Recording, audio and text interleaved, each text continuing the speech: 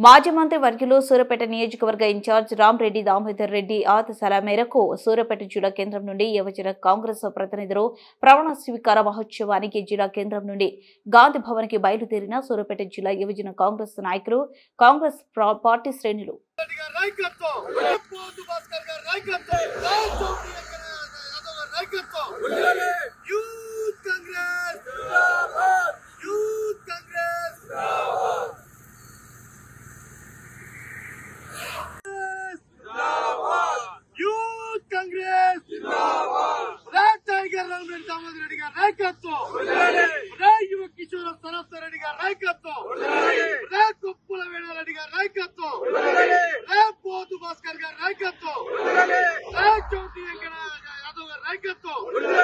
You